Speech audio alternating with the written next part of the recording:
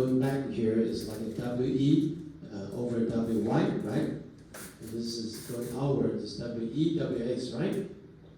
Now, this is only a linear block. It's only a linear block. And if we combine like this, it's all linear. So a linear block to a linear block to a linear block, the end result is still a linear model. It's still a linear model. So in a sense, it's not good enough. It's not sufficient for complex modeling problem. Okay? So what we want to do is at each output of a linear block, we want to add here, adding a nonlinearity function. This nonlinearity function we call a activation function. We usually call it an activation function. So this is, if we call this Z going out, okay? And then this will become, let me put it this way, the other way around. So this is partial E over partial Z, okay? So Fy is a, we say this Fy is an activation function. Activation function. The activation function is, the purpose is to add nonlinearity to this entire block. So we will create a, like this. Now this becomes a nonlinear layer. We can say this is a nonlinear layer, okay?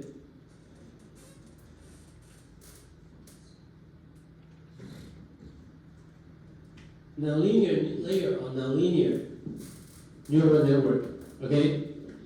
Now, there are several choices of activation function. The purpose of adding an activation function is to add the nonlinearity, okay? 增加非线性的成分. And noticeably, there are several activation functions. We just give you two, okay? 其实nonlinear function 有很多 activation functions, there are many, but two of the mostly used activation function. One is called sigmoid, S-I-G-M-O-I-D, sigmoid function. Sigmoid function, it will map from the x-axis to the y-axis, and the mapping is from minus infinity to positive infinity to 0 and 1. Okay? Let me say that again. The mapping is from minus infinity, positive infinity to 0 and 1. Because your input may have a big range, right? May have range from, very big number, minus or positive. But we want to confine that output to 0 and 1. And this is a perfect function for doing that, which is a sigmoid function, okay? The range becomes to 0 and 1. Because if you have a minus infinity number, so this will become infinity also, right? A big number, and then this will become 0. So that's 0 here. And then when you rise up here, when your x equal to 0, and this becomes 1. So 1 over 2 is 0.5, right? And when you have x to infinity, then this becomes 0, because x to infinity, this is minus sign, this becomes 0. And then 1 over 1 is 1. So we see there's a good mapping from the minus infinity, positive infinity to 0 and 1. And also, notice this is a nonlinear curve. This is a nonlinear curve. So this is what we call sigmoid function. when you want to map from 0 to 1. Another also very useful, and a lot of people use this, is what I call ReLU function. And the ReLU function look like linear, but actually it's still nonlinear because there's a discontinuity here. There's a discontinuity here. So when x is negative, it's all 0. When x is positive, it is the reflection of x. So y equals to x. That means when x smaller than 0, fx is 0. When x larger than 0, y equals x. So you actually can use this function to represent it. This is very simple. Just make 0 and x to represent it. And the derivative of f of x is also simple, because the derivative is actually the slope, right? It's the slope. So the slope of this is 0. The slope of this is 1. So we have the derivative of this function is 1 and 0. 1 and 0, right? And now, I will ask you to think about how you derive the function, the f prime x, the derivative of this. It's easy, right? Think about this by yourself, okay? Do it by yourself, okay? Another do it. So you'll do it. That's calculus problem, okay? Why do we need to have derivative? Because why do we need to have derivative? Because when we are going backward with backward propagation, we need to have the relationship. Why? Let me write it down. That's very easy. This is called chain rule, right? Chain rule, okay? Because if we're going backwards, let me just write it down here. So let's say if we have a function z equals f y over x, a function like this. According to calculus, according to chain rule, r dz over dx equals what? Equals df over dy and then dy over dx. Is that correct? Because z is y, z equals f here, right? So this is what we call chain rule. Chain rule. And likewise, when we're going backwards, like this, we will also need to go through the chain rule backward, okay? I will show you later how we do that chain rule later, okay? Now, here in this picture, W1, B1 is linear, and this function is nonlinear, which is the activation function. And we call this whole thing is L1, layer 1, all right? And then we have another layer here, layer 2. So we have another WB2B2, okay? Another layer. But the output here, sometimes we don't use activation function here anymore, because here, if this is the final output, we will usually use softmax. Softmax, particularly for the goal of doing classification problem. Usually at the output, the function here, the activation function, we'll use a what we call softmax function. Alright? Why do we need to use softmax function? Let me come back here to explain the softmax function. The softmax function, okay, I need to do this here. Need to create another page to talk about softmax function. Softmax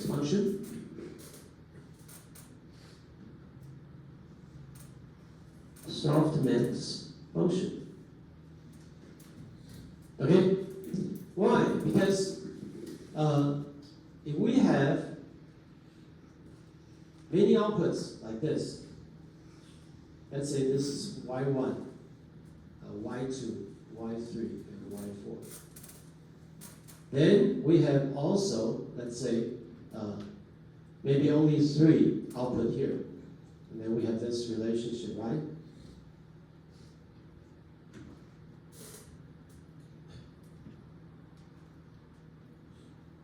So like this. And then we call this Z1, Z2, and Z3, okay? So here we have, W and B, right? So something like that. And the output, Z1, Z2, and Z3.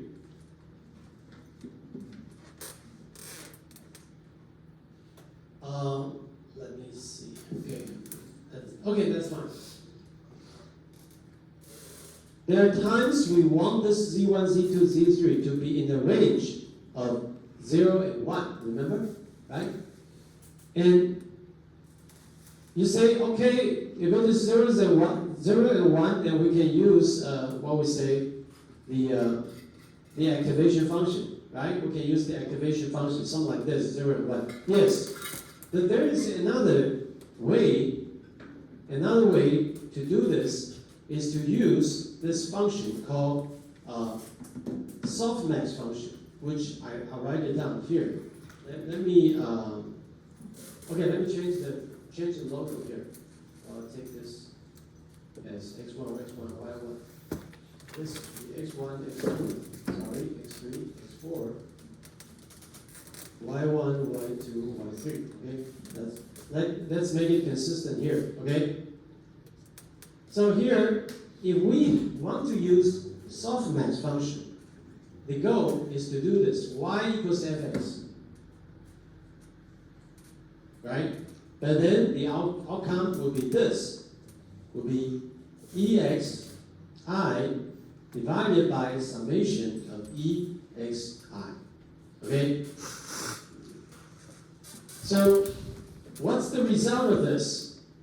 The result will create y1 and y2 and y3 becomes, let's say y this becomes, if this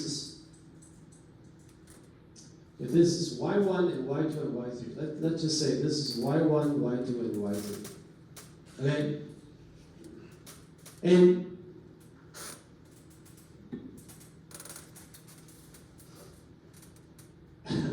okay, anyway, it's a little bit confusing, but that's okay.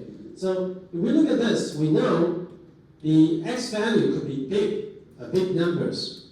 But then the y1, y2, and y3, they will always, because of this function, they will always be smaller than 1, between 0 and 1. Between 0 and 1. So y always will be between 0 and 1. And this is the softmax function. And so that's why the output of softmax function, we want to, you see, if you look at this example here. If you look at this example here, original number 1, 2, 3, 4, 5, 6, 7, 8, 9. But if we use this, this is the gradient. Okay, this is the gradient. But this one is the softmax function because it's np times exponential a, and then this one divided by the entire sum. I don't have a number here. Will be all become between 0 and 1. Will be all become between 0 and 1. Because if you divided this whole thing by summation exi, then they will become between 0 and 1. They were all between 0 and 1. The reason we wanted the output to become 0 and 1 is because we want to use probability to compare the outcome without prediction. So if we say the y1 and y2 and y3 represent dog, monkey, and cat. Okay, let's say, so y1, y2, and y3. It will represent dog, cat, and monkey. Okay? Then the so-called ground truth value, or the exact value, we would use something like for example, if it is dog, if it is the dog, let's say if it is dog, then let's put 1, 0, 0. Okay? And if it is cat, let's put 0, 1, 0. And if it is monkey, we will put 0, 0, 1. Okay? So this represent a dog, this represent a cat, this represent a monkey. And when your output, y1 and y2 and y3, when your output, y1 and y2 and y3, they become between 0 and 1. And if the result, like this, let's say this is 0.8, this is 0.2, this is 0.1, then 0.8 is most close to this, right? You understand what I'm saying? 如果你的结果是0.8、0.2、0.1，那它最接近哪一个？最接近狗嘛，对不对？因为它是100啊。And if your result is 0.3, 0.7, 0.2, 0.3, 7, and 2, so then it will be classified as a cat, right? Likewise, if this is 0.2, 0.3, 0.5, it will also classify this as a monkey. So that's why we want our output to be kind of like normalized to make it between 0 and 1, because we want to compare with our final ground truth. This is what we sometimes call ground truth. The ground truth. And the ground truth is we can set 100 represent this, 010 represent this cat, 001 represent monkey. Okay? So this kind of a classification, we sometimes call it one hot function. We can convert our dog, cat, and monkey into this expected result. This is the expected result. Okay? 大家有听懂吗？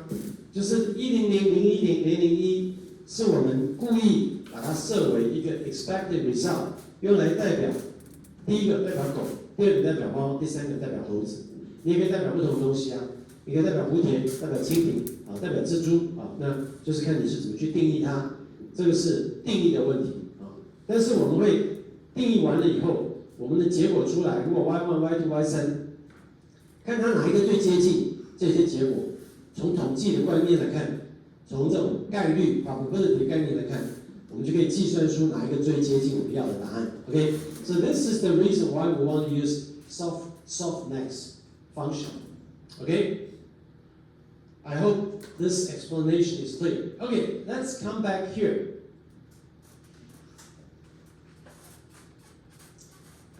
So now we understand the activation function. Okay, we understand the activation function because we want to add a nonlinear layer, and we also understand the softmax function, the softmax, because we want to compare the output with our results. We want to compare the output with our results. So then, softmax function is also nonlinear. It's also nonlinear. So we can build up a very simple architecture of a neural network that covers everything, almost everything, covers the basic stuff, and the output can be used to do AI classification. 我讲这个意思就是说，我们现在这样可以架构一个最基本的一个架构，这个架构呢，可以用来做 AI 的图形识别 classification 图形识别 ，OK？ And why we set up this most basic structure? Number one, it has 2 layers, multiple layers, because most of the neural network they have many layers. The more layers have, the more complex your model can be. Okay, the better your model sometimes can be. So sometimes we need multiple layers. If it is only 1 layer, then you just use linear regression. If only 1 layer, you just use linear regression. 我们教过了线性代数的 linear regression 就够了啊，最小平方法就够了啊。那可是那个模型又不够复杂啊，不够 powerful， 不够有力啊。那所以我们至少要 at least we need 2 layers like this L1 and L2. And the second thing is that if you combine these 2 layers, you want to have nonlinear function, right? So this is linear part. W1, B1 is a linear part, and this is a nonlinear function, like we talked about sigmoid, right? Sigmoid function or ReLU function here. And here is the nonlinear part, but here, instead of using sigmoid or ReLU, we can use softmax, also nonlinear. We can use softmax to generate, put all the results between 0 and 1, okay? Between 0 and 1, and use it for classification purpose. For classification purpose, okay? So this is the fundamental, okay? And the basic. Now, let's do the calculate forward propagation and the backward propagation, okay? So the forward propagation is simple. Z1 equals, Wx plus V1, right? This is forward. Z1 equals Wx plus V1, right? W1x plus V1. And then through this ReLU function, let's say ReLU function, okay?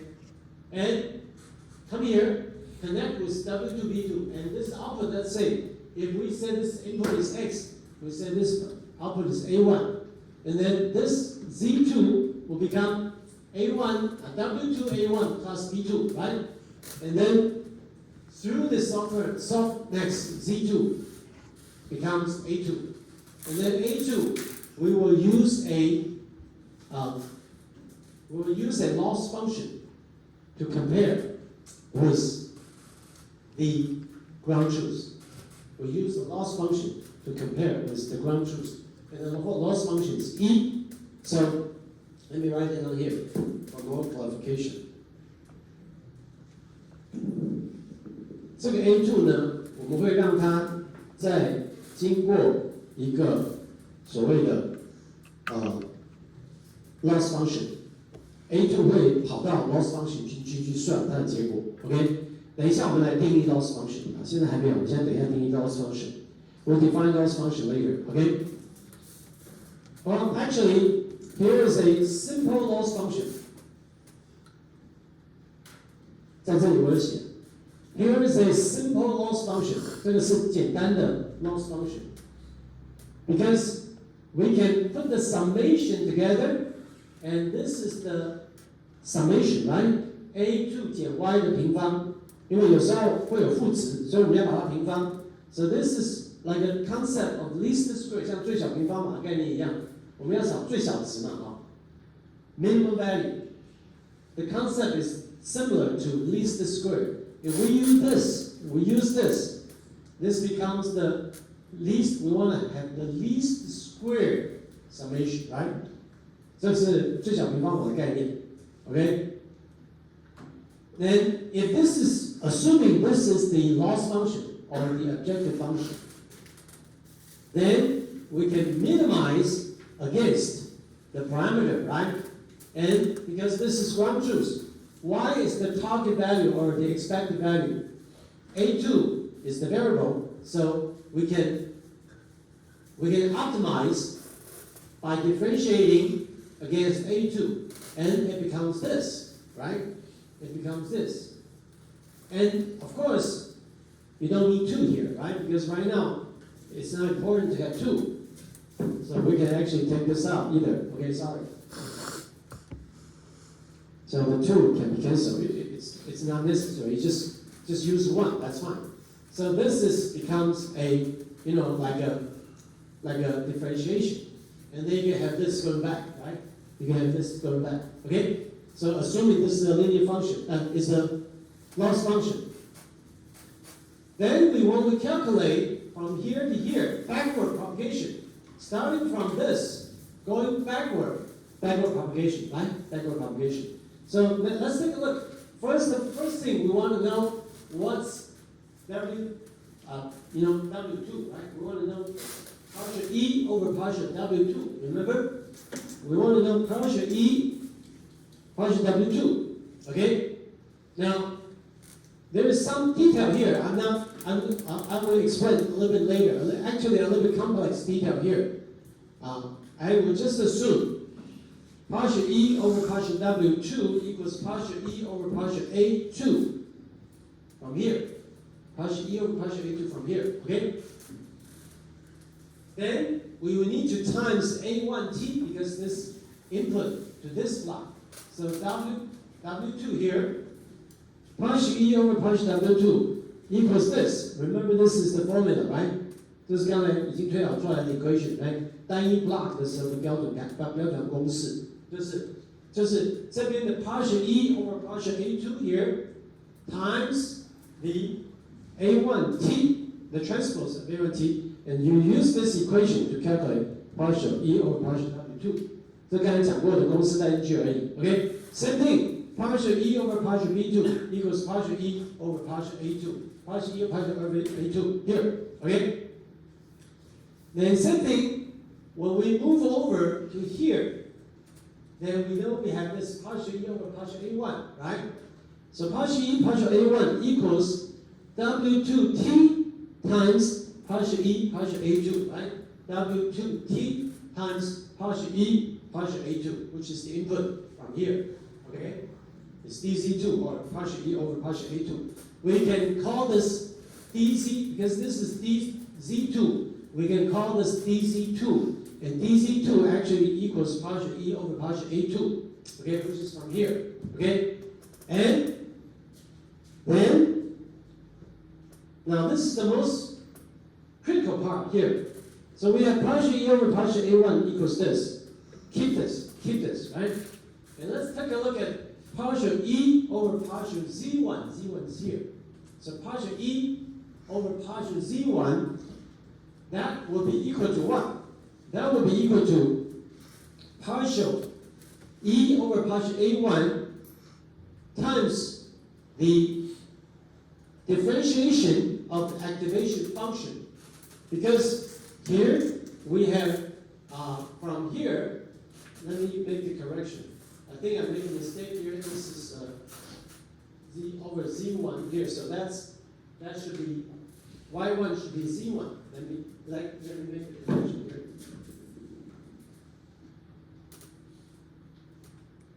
So here is Y1,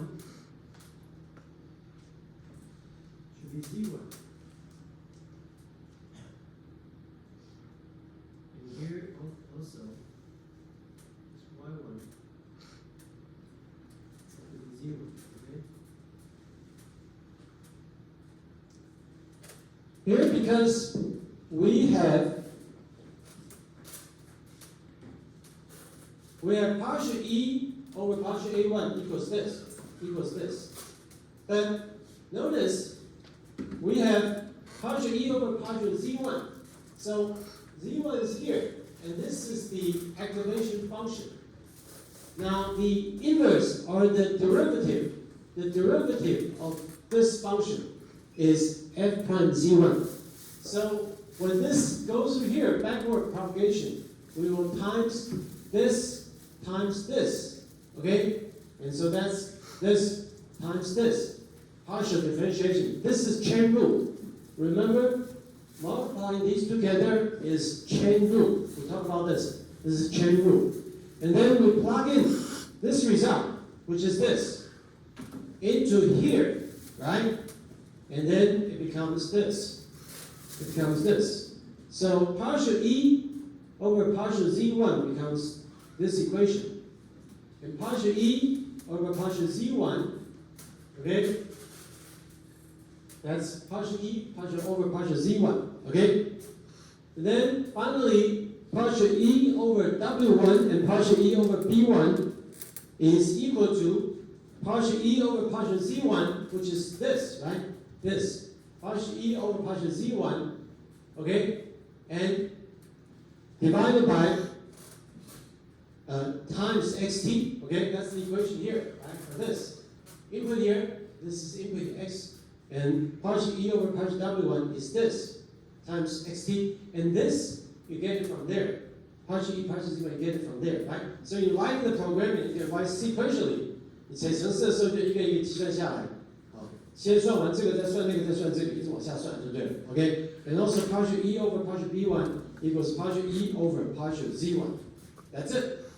So we actually go from here, backward propagation all the way back here, and we are able to calculate the most important, like partial e over w1, partial e over b1, and partial e over w2, and partial e over over b2.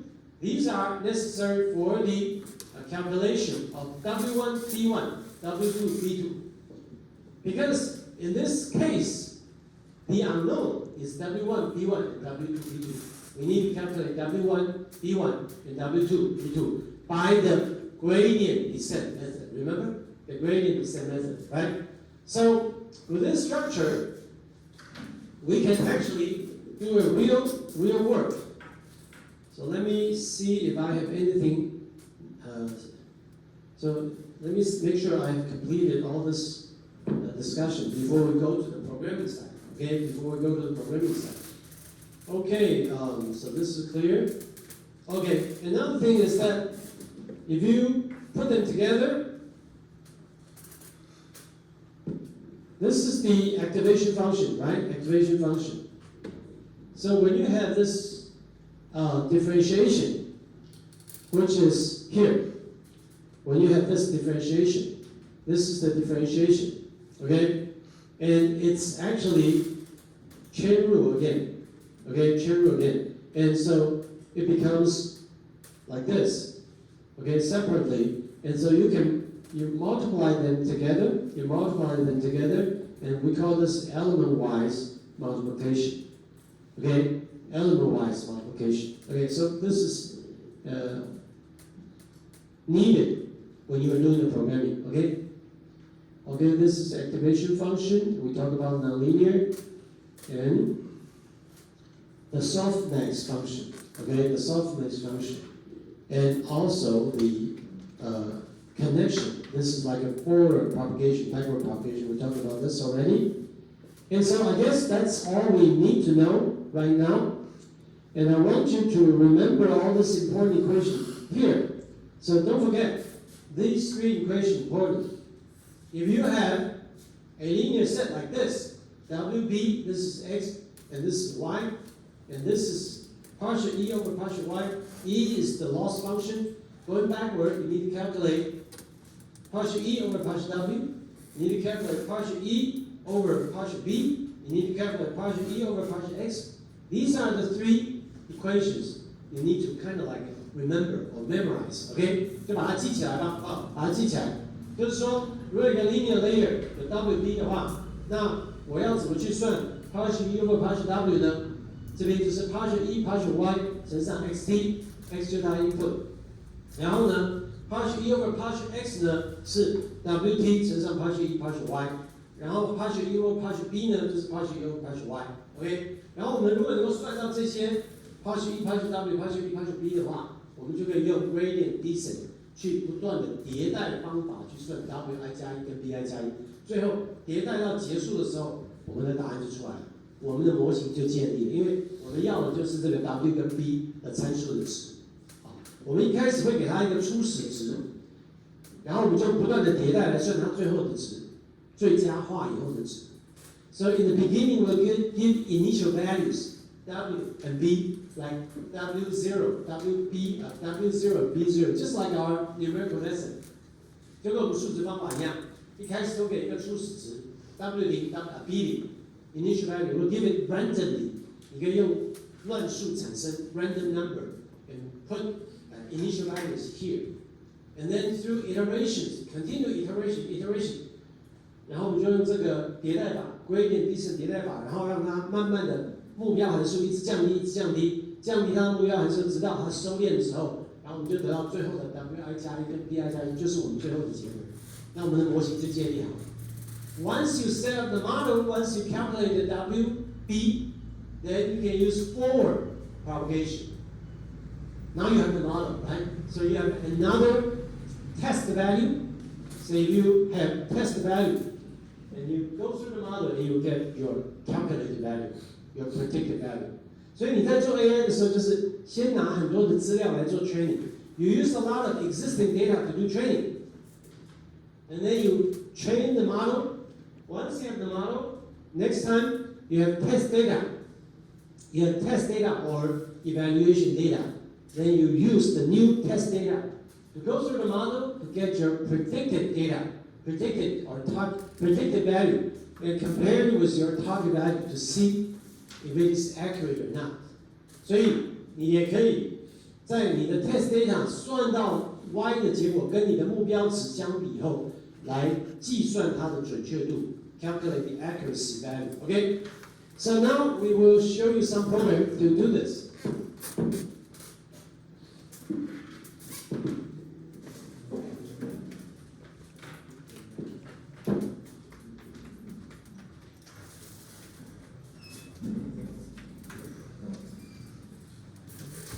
Now notice, in the future, you will not need to do this. In the future, you will not need to do this because what I'm doing here, what I'm showing here, is showing this from scratch.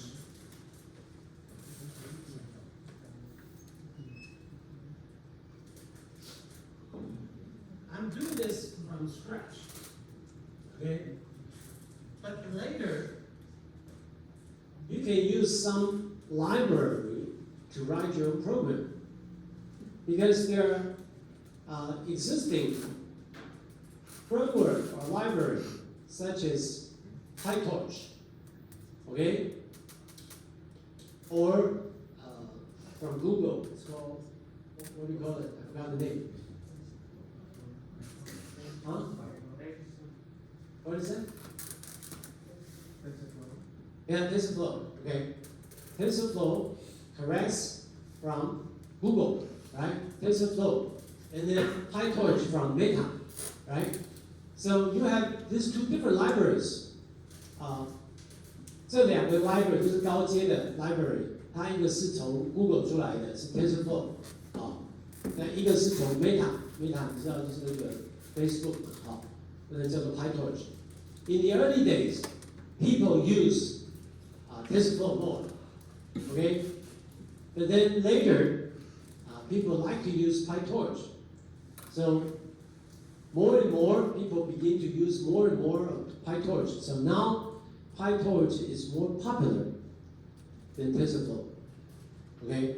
So later on, you can use these libraries to build your own AI program because they already provide you with some existing powerful library functions or tools for you to use. But here in this class, since we're teaching from the basic, the fundamental, right? So we will be asking you to write a program that is not using PyTorch or TensorFlow. You just follow what we showed the mathematics to do the writing of the program. Is that clear? Right? Okay?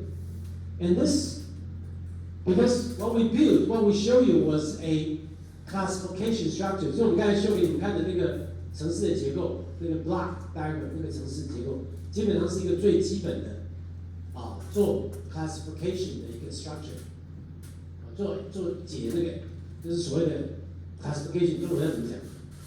就是图形识别比如说图形识别啊，图形识别这个程式的一个最基本的结构。那我们现在呢，这个程式也是用来计算图形识别。所以图形识别里头最有名的图形识别，就是那个0到9的那个手写数字，对不对？好，那当然还有很多啦，比如说猫啊、狗啊，那个也可以辨识，都可以辨识都可以辨识。但是我们就拿那个数据的话，我们这里就用那个写0到9的那个题目来做看看。但这个其实也可以做到刚才讲，真正猫狗其他的东西都可以。当然可能要改一下程式的结构啊。So here, our goal is to do a image recognition or classification of the handwriting digits, right? From 0 to 9, which is a famous problem. And so the data exists, right? People have done this a long time, okay? But this is a good example for us to show you the basic structure of the program. We can use the simple basic structure of the program to do handwriting digit recognition. Handwriting digit recognition. So at the end, you'll be able to recognize all these handwriting digits.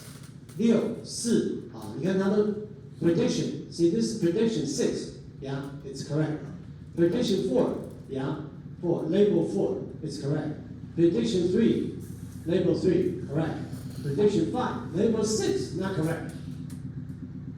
最后一个不对 ，Why? Because 这个写的歪歪扭扭。How can you tell this is 6, right? So the prediction is 5. Kind of like 5 also, right?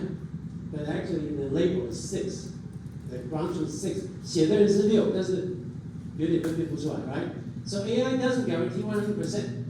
AI doesn't guarantee 100% prediction. Okay? Anyway, let's show the program.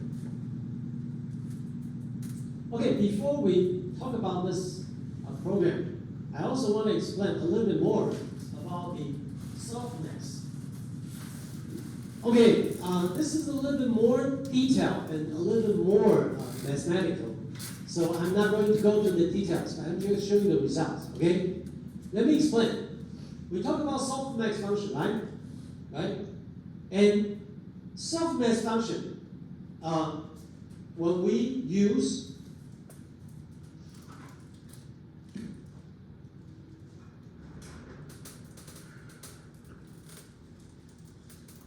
So, if this is softmax function, let's say here coming in, if this is x, okay, so this is x, and then the softmax function going up is y, right? And then supposedly it should also go to a loss function. In loss function, sometimes we use e, remember? Use e. I don't know why we use e, but then loss function here is e. Okay, so softmax function, we already know that yi equals exi divided by summation exi, right? We already know this, right? But how do we choose loss function? How do we choose loss function? And we can choose using least square concept. We can say, oh, okay, this is 1, and then we can say if this is z, then z, let's say just a summation I, and then y, y minus y target, and then we use y hat. This is like a ground truth. This is target value, okay? Target value. Remember the dog, cat, and monkey. The target value like 1, 0, 0, and 0, 1, 0, remember? And 0, 0, 1. These are the target values, right? Target value, this is target value, and this is y hat. And this y supposedly is the probability, remember? Because out of this, between yi equals smaller than, between 0 and 1, remember? Yeah, so supposedly this outcome here, going to this loss function, the target value, then we compare, right? We compare and use this, and then remember this is square, right? This is the square problem, right? And then supposedly the loss function will be the loss function we can say E equals loss function, then this function will be of these two values. One is y is coming out of this, right? And then y hat is the target value, right? So loss function has the function of y and y hat. And we can use this one. This is the least square, right? Least square, right? But in most real world cases, we will not use this. Instead, we will use what we call cross entropy loss. Okay? And cross entropy loss is different from this. It's different from this. The cross entropy loss, I will show you later, is a different format. But there is an advantage of using cross entropy loss rather than least square loss. Okay? And one of the reasons is because, well, I'm not going to go into too much detail, but I'm going to show you the result. We know we need to calculate.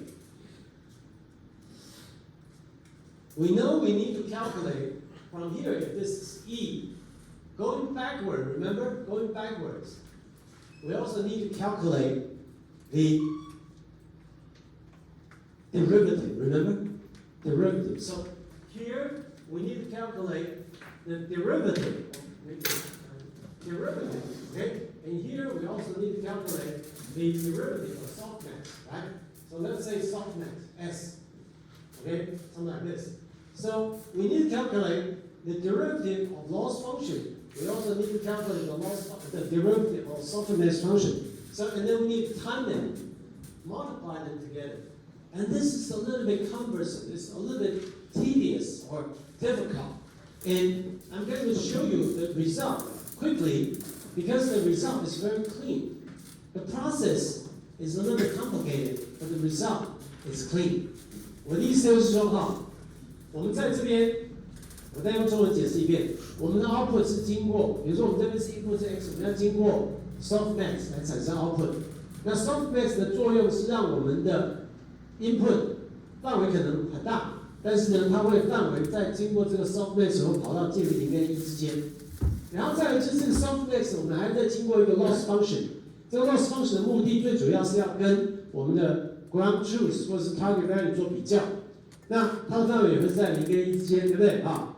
但是现在的问题就是说，当我们在做 backward propagation 的时候，我们会需要计算 loss function 的微分，也会需要计算 softmax 的微分，才能够跑回去。可是这时候，这个数学有一点复杂，有点麻烦。但是我们现在秀给你们看，说假设我们 loss function 不用最小平方法，反而是用现在讲的那个cross entropy 的话，它的结果会很漂亮。虽然它的过程有点复杂，不需要太了解没关系，但它的结果很好用，结果会很漂亮。所以我们来看一下。So let's take a look. We know this is softmax function here, okay? So taking from this value here, output here, and you notice here instead of x and y, it uses z, and that's fine. And the output is always between 0 and 1, right? Remember, like 1.1变成0.224, 2.2 becomes 0.672. So all these values are between 0 and 1. Now, if you compare with the target value, as I explained, if we have four output here, then we would have like 1, 0, 0, 0. 0, 1, 0, 0, 0, 0, 1, 0, 0, 0, 0, 1, remember? Right? So then look at this.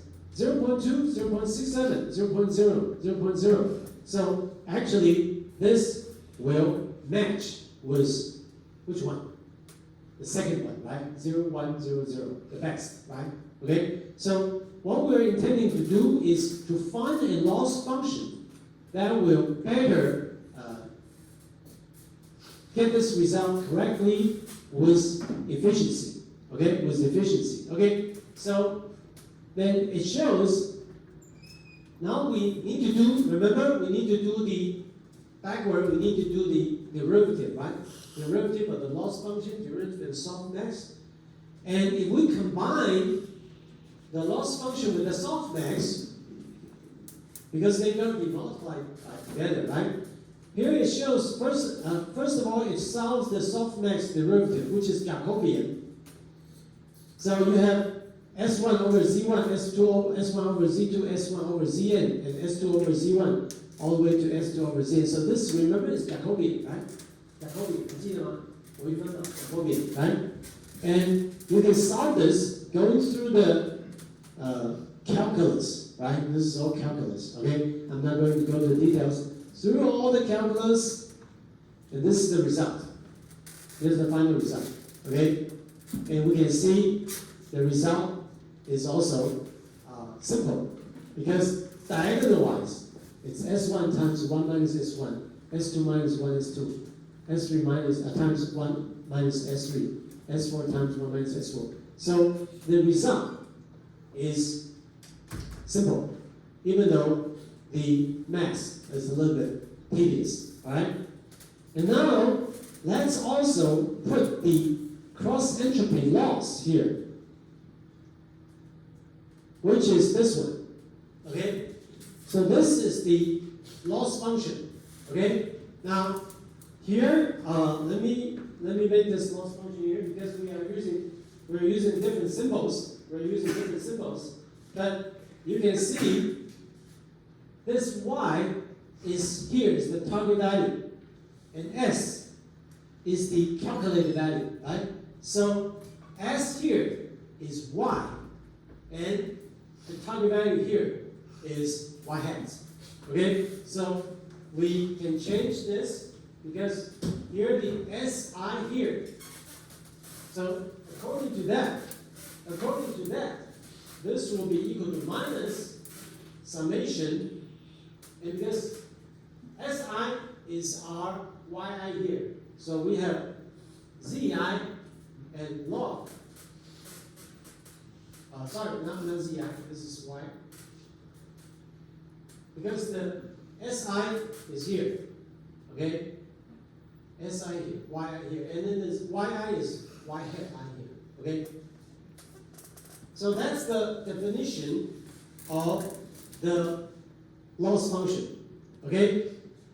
This is the target value, which is 1, 0, 0, 0, 1, 0, 0, 0, 1. This is the target value. And here, this log y here, yi is the calculated predicted value, right? That's this equation, okay? And there is further, okay, anyway, this is the definition. I'm not going to get into the detail of the mathematics, okay? And so now through also some derivation, we want to see the outcome of the multiplication of this derivative and this derivative, right? Because we need to know going backward here. So the multiplication of the derivative of the loss function and the derivative of the softmax is the answer. And then, well, let's try to find out the answer. The answer actually becomes very simple. So take a look at this. This is like a neural network here, right? WB softmax, and then here is the loss function, right? So like we show you the structure, we have softmax here. We have layer 2 here, right? There's layer 1, layer 2, and the softmax, and then the loss function. So the softmax will go into the loss function here, and through the derivation here, which we're not going to go into detail here, the outcome is simple. It's just s minus y. Just s minus y. Okay?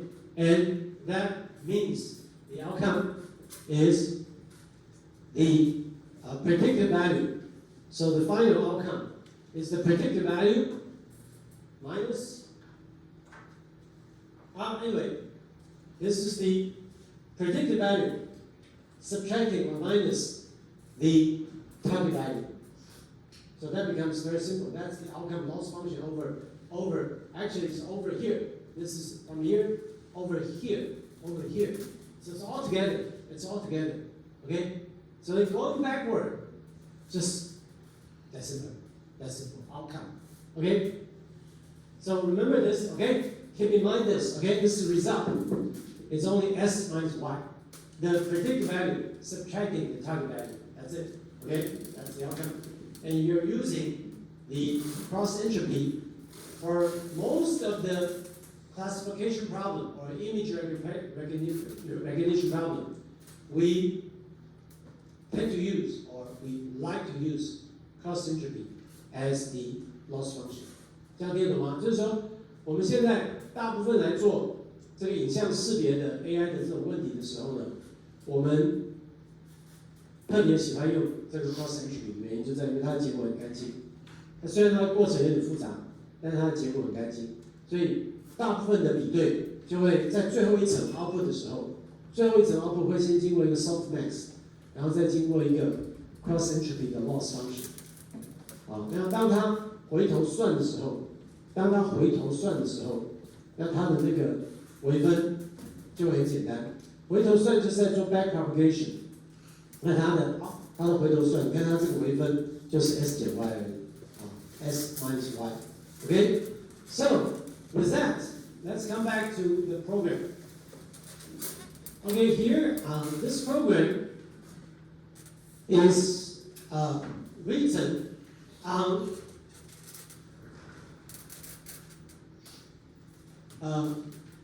this written in Python, and we're using Kaggle.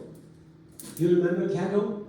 我们开学的时候 we show you, it's a good place to use to write your own program, right? So the Python.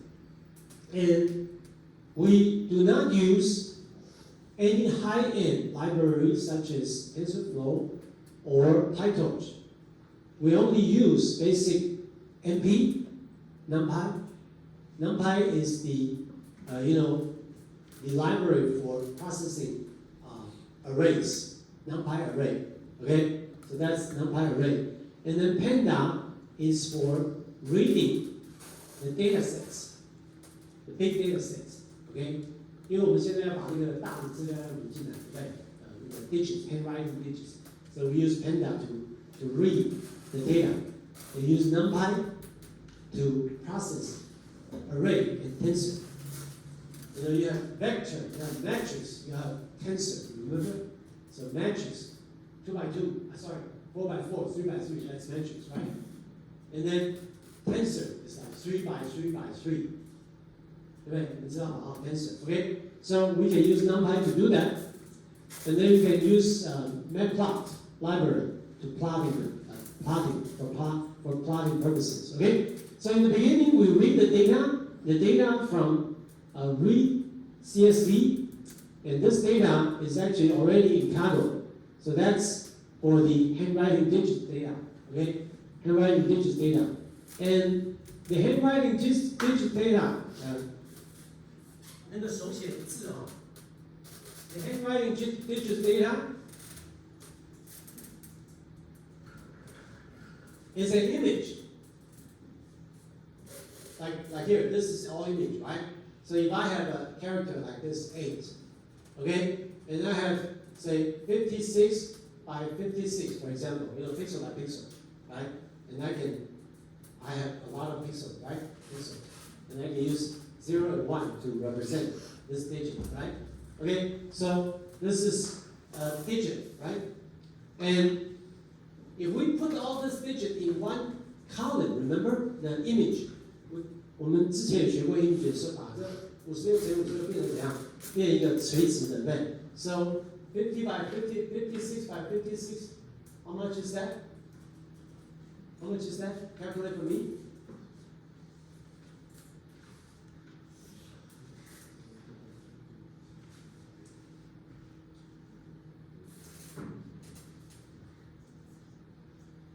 Okay, something like this. For example, and then we put this all in one column. We put all the pixels in one column, something like that. All right. Okay. So maybe, but I forgot the number here may be incorrect. Let's check. Okay, so that's not 56, that's 255. Here, 255, okay? So it's 255 by 255, yes.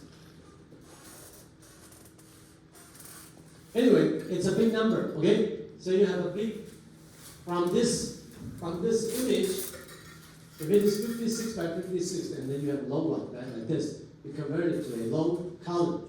And once you converted a long column like this, then this becomes our input. This x becomes our input. And what we have, let me show clearly here.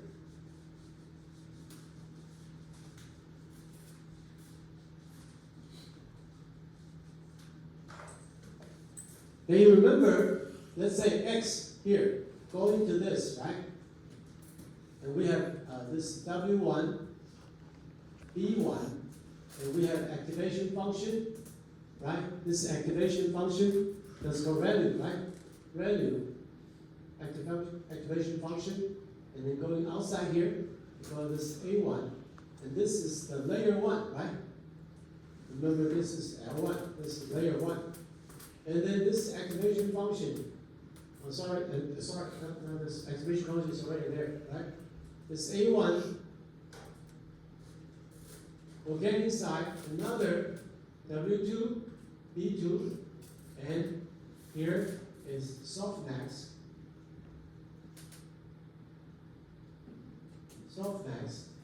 and loss function, right? Loss function. And then going back, right? And here we call this whole thing here L2. This is like an L2, right? Remember? Okay? And here, if we have X, this input is like, all these pixels, right? Which is all these pixels going into X. And then we have outcome. And this is like an outcome. Here is A1. This is outcome is like A2 here. Okay?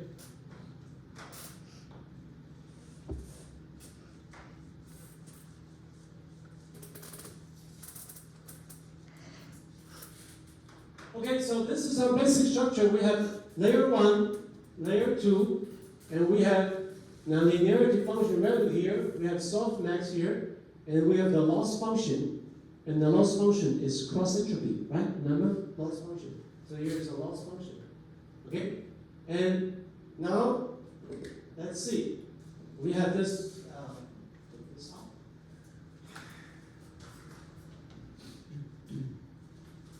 Let's look at the program. Let's examine the program.